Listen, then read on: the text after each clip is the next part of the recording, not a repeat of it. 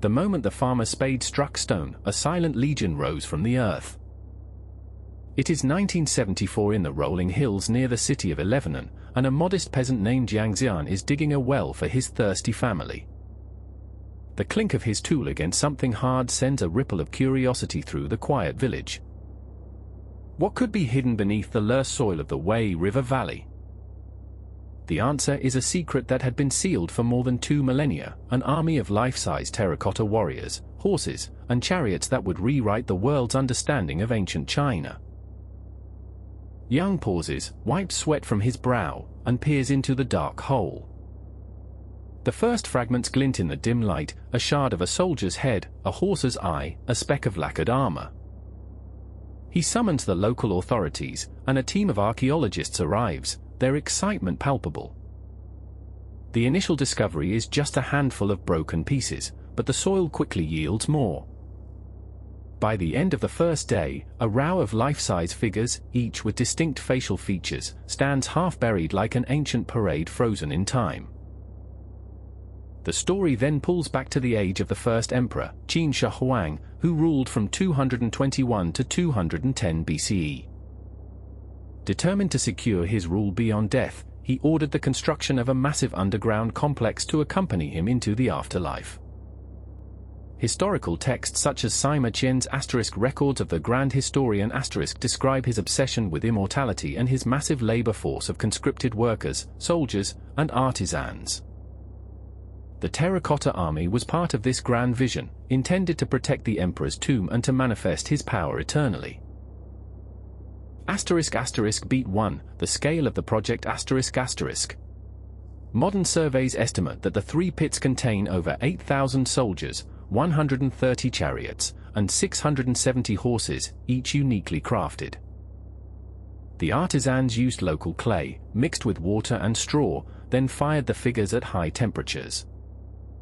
No 2 faces are identical, subtle variations in eyebrows, eyes, noses, and mouths hint at a sophisticated production line that combined mass manufacturing with individual artistry.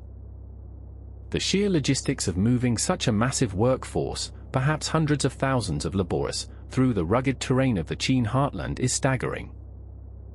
Workers toiled for decades under harsh conditions, their lives erased from official histories, yet their silent creations endure. Beat 2, the burial complex ***.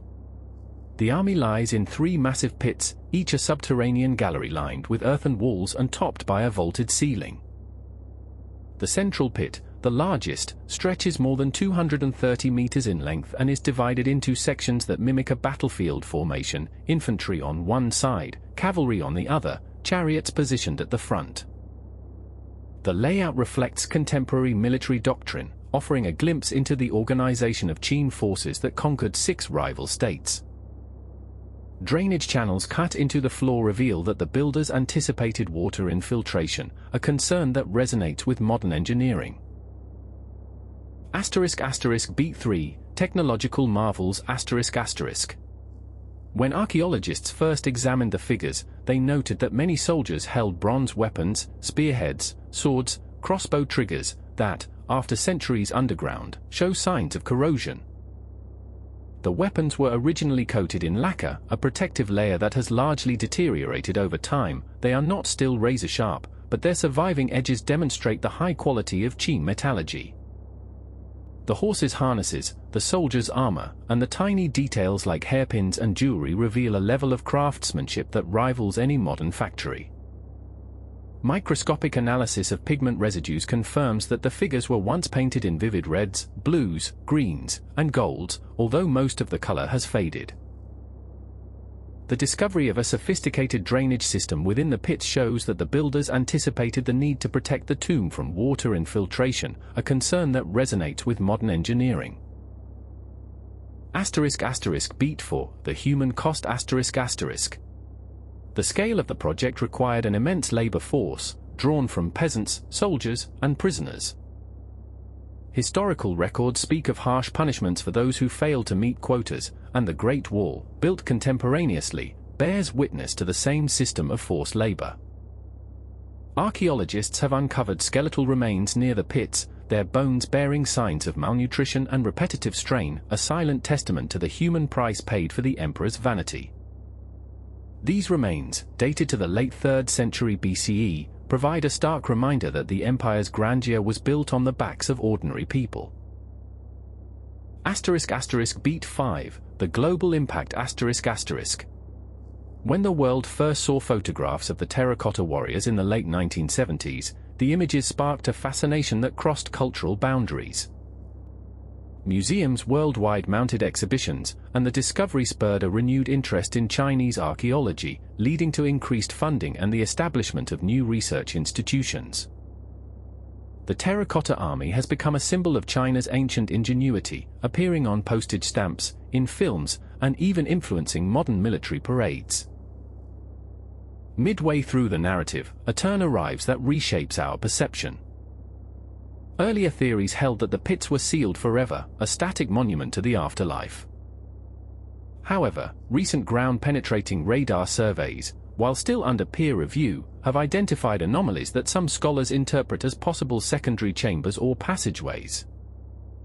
The data are not conclusive, and experts caution that the reflections could stem from natural geological features.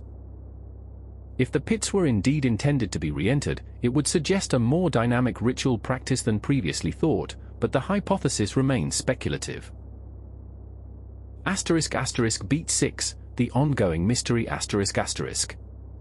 The central burial mound, a massive earthen hill that still dominates the landscape, remains off-limits. The Chinese government has prohibited any further excavation of the main chamber out of respect for cultural heritage and concerns about structural stability. Inside, historical texts describe a treasure trove of jade, gold, and lacquerware, yet no modern survey has confirmed these accounts. Estimates of the wealth buried with the emperor range widely, and the exact contents of the sealed chamber continue to fuel scholarly debate. The narrative returns to the present day, where the pits are a UNESCO World Heritage Site, drawing millions of visitors each year. The scent of earth and the echo of distant footsteps accompany tourists as they walk among the rows of soldiers, each one a silent guardian of a long-lost emperor. Conservation teams work tirelessly to preserve the figures, using climate-controlled enclosures and careful cleaning techniques to prevent further degradation. The story ends not with a tidy conclusion but with an open question that haunts scholars and visitors alike: what will be revealed when the emperor's final resting place finally yields its secrets, and how might the reshaping of history alter our understanding of power, mortality, and the lengths a ruler will go to achieve immortality? The answer remains buried, waiting for the next spade to strike stone. In the quiet of the night, as lanterns flicker over the rows of clay soldiers, one can almost hear the echo of ancient footsteps, a reminder that even the mightiest empires leave behind whispers in the soil.